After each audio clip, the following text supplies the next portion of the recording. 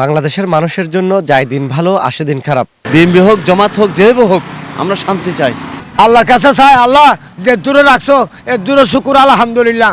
সবাইকে নতুন বছরের শুভেচ্ছা।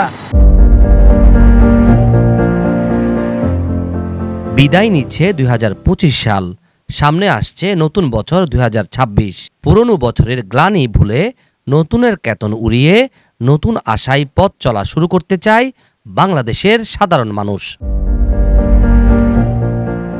বিদায়ী বছরটি কেমন কেটেছে এবং আগামীর বাংলাদেশ কেমন হবে, এই ভাবনা থেকেই সাধারণ মানুষ তাদের মতামত ব্যক্ত করেছেন।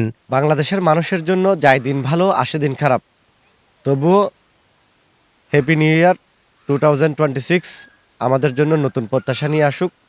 যদি পিছনে ফিরে দেখি তাহলে 2025 সাল আমাদের জন্য বেদনার, কারণ বাংলাদেশের অর্ধ কোটি মানুষ কর্ম হারিয়েছে, মিল ফ্যাক্টরি বন্ধ হয়েছে এবং আমরা আমাদের সাবেক 3বারের প্রধানমন্ত্রী বেগম খালেদা জিয়াকেও বছরের শেষ দিনে হারিয়েছি, বিদায় জানিয়েছি অশ্রুসিক্ত নয়নে। তবুও আমরা আশা করি শোককে শক্তিতে পরিণত করে আমরা এগিয়ে যাব নতুন বাংলাদেশের আত্মপ্রত্যয়ে। মারামারি, হাড়াহাড়ি চাই না। আমরা সুন্দরভাবে দেশটা কিভাবে গড়ে তুলতে পারি, বিএনপি হোক, জামাত হোক, যেভাবে হোক, আমরা শান্তি চাই।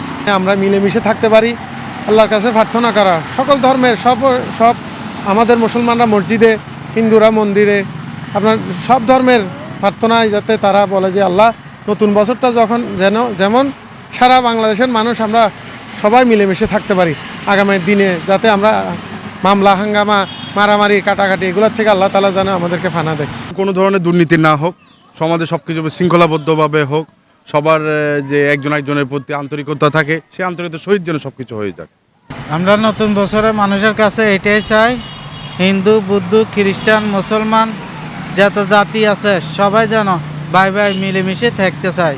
মারামারি, হানাহানি, কাটাকাটি, কোনো অসামাজিক কাজ কারবার আমরা চাই না। তাদের মতে মানুষের মৌলিক অধিকার নিশ্চিত করা, মানসম্মত চিকিৎসা ও স্বাস্থ্যসেবা নিশ্চয়তা এবং একটি গ্রহণযোগ্য নির্বাচনের মাধ্যমে নির্বাচিত সরকার প্রতিষ্ঠিত হলেই একটি সুন্দর ও সমৃদ্ধ বাংলাদেশ গড়া সম্ভব।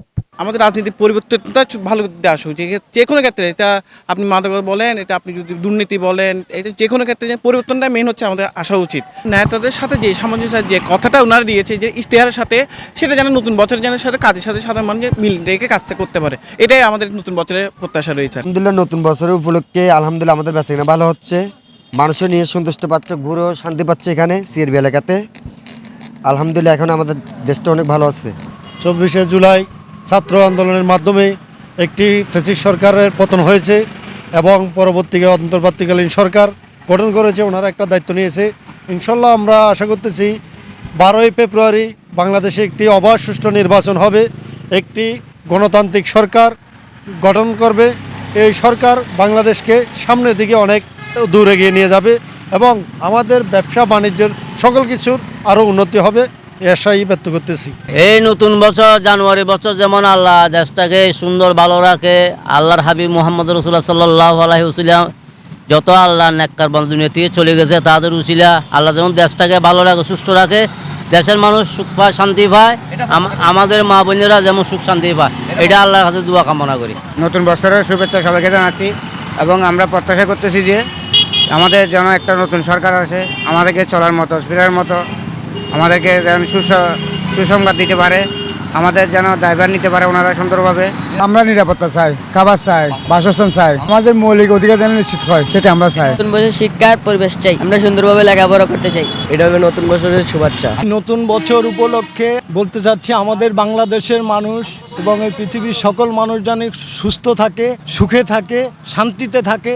সাধারণ মানুষের বিশ্বাস পুরনো হতাশা ও ব্যর্থতা পেছনে ফেলে নতুন বছরের নতুন বার্তা নিয়ে এগিয়ে গেলে ধর্ম বর্ণ নির্বিশেষে সবাই একসাথে অধিকার আদায়ে সংগ্রামে অংশ নিলে একটি মানবিক, ন্যায়ভিত্তিক ও সুন্দর বাংলাদেশ গড়া সম্ভব হবে। যারা রাতে খাবার খায় রাস্তায় এবং ঘুমায় রাস্তায়, এরকম সাধারণ মানুষ প্রত্যাশা করছে নতুন একটি বছর তাদের যাতে শুভ হয়, নতুন একটি বছরে যাতে তারা বাসস্থান পায়, তারা নিরাপত্তা পায় এবং খাবার তারা পায় এবং সাধারণ মানুষের যাতে মৌলিক অধিকার নিশ্চিত হয়, দেশে যাতে একটা সুন্দর একটা পরিবেশ সৃষ্টি হয়। সাধারণ মানুষ আরও মনে করছেন একটি নির্বাচিত সরকার এসে সাধারণ মানুষের মৌলিক অধিকার, সাধারণ মানুষের আইন শৃঙ্খলা এবং নিরাপত্তা নিশ্চিত করবে। চট্টগ্রামের কাজীদুয়ারি থেকে মোহাম্মদ রবিল হোসেন, 24 টিভি।